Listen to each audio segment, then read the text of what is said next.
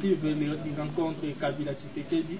Aujourd'hui, cela semble être déjà effectif parce qu'il y a déjà des pourparlers entre les deux cas. Êtes-vous satisfait de ces démarches? Non, je suis très content. En fait, comme vous venez de le dire, moi je pense que vous êtes témoin du lancement de cette idée de rencontre de ces deux personnalités de notre pays au sommet de l'État. Je peux que me réjouir. Je suis géniteur, comme vous l'avez dit, de l'idée. Et il n'y a pas que ça, il y a des idées que nous aurons à donner pour l'avancement de notre pays. Et je suis vraiment en joie dans la mesure où nous allons tous mettre la main à la pâte pour qu'il y ait des résolutions durables qui peuvent amener notre pays à un développement meilleur.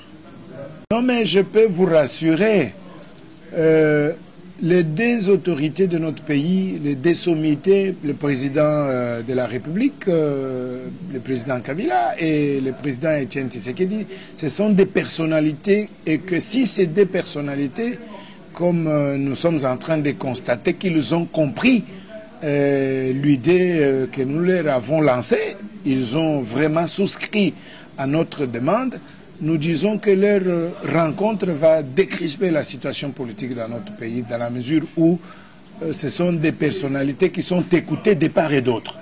C'est-à-dire du côté de la majorité, le président Kabila est très bien écouté et aussi du côté du rassemblement, le président Etienne Tshisekedi est tellement écouté et leur mot d'ordre qu'ils vont lancer au peuple à ce qui concerne la paix, la cohésion nationale, je pense qu'il n'y aura pas tellement de troubles. Pourquoi? Parce que tous vont chercher à solliciter l'apport du peuple congolais qui pourra tolérer pour une période spéciale, n'est-ce pas, afin de permettre à ce que les élections soient organisées dans notre pays qui vont réellement donner la légitimité à ceux qui vont gérer la nation.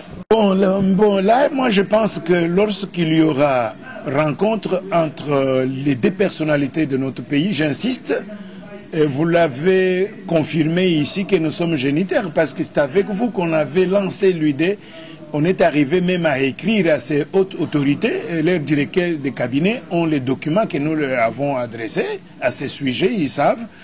Et vous me demandez si le Premier ministre nommé Badibanga, issu du dialogue de l'unité, en fait, du cité de l'OIA, n'est-ce pas, s'il va continuer ou pas. Moi, je vous dis, il faut savoir que le chef de l'État qu'il avait nommé, n'est-ce pas, pourra rencontrer l'opposition et la vraie. C'est-à-dire va rencontrer leader maximum. Alors, les deux personnalités vont essayer de trouver une formule directe qui permettra à ce que tout le monde se retrouve pour une gestion spéciale de la chose publique dans notre pays pour qu'on arrive à organiser les élections. Donc, je ne pense pas qu'il serait favorable à ce qu'on accepte que M.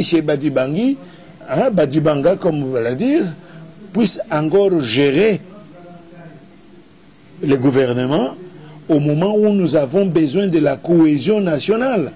Cette cohésion qui a manqué lors du dialogue des cités de l'Union africaine. Mais du fait qu'au niveau du sommet, ce dialogue va commencer. Ce dialogue vrai, sans intermédiaire, pourra avoir lieu, n'est-ce pas? Les gens vont se parler et c'est au nom de la paix dans notre pays. La paix n'a pas de prix. Que ce soit le président Etienne Tshisekedi, que ce soit le président Kabila, personne ne peut vouloir à ce que nous puissions éclipser la paix, que nous puissions aller au-delà de ce que notre peuple est en train d'attendre, la paix, la quiétude, la joie, vous comprenez un peu, le bonheur. Et tous ces deux, je pense, toutes ces deux personnalités concourent à ce qu'il y ait la paix dans notre pays, qu'il y ait le bien-être recherché.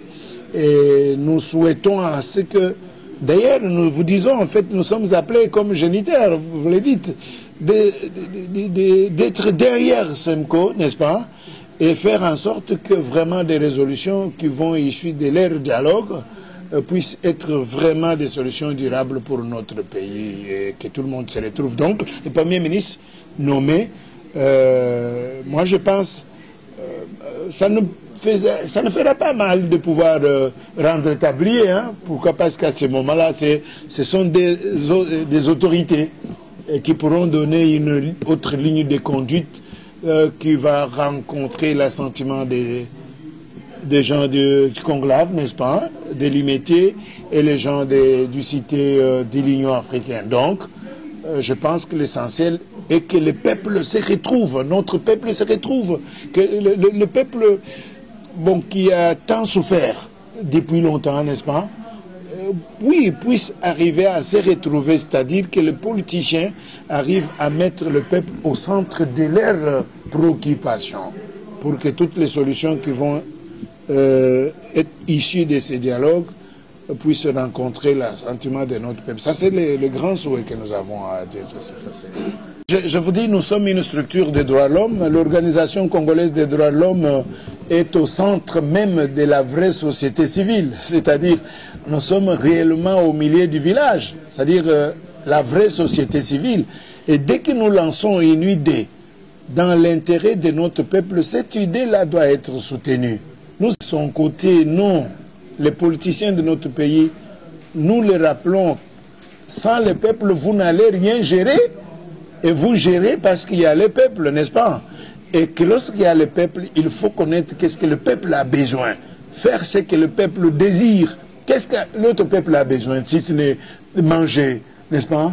De bien vivre, le bien-être, n'est-ce pas? Et pour arriver à réaliser le bien-être de ce peuple, la paix en soi, la paix du ventre, la paix du cœur, la paix de tout, quoi. Cette paix nécessite à ce qu'au niveau du sommet de l'État, que les gens se préoccupent de l'intérêt de notre peuple, mettre cet intérêt au-dessus de tout. Donc l'Organisation congolaise des droits de l'homme, que nous avons l'honneur de diriger, souhaite ou sollicite ou encore invite des éminences, vous comprenez un peu, réellement d'avoir un cœur,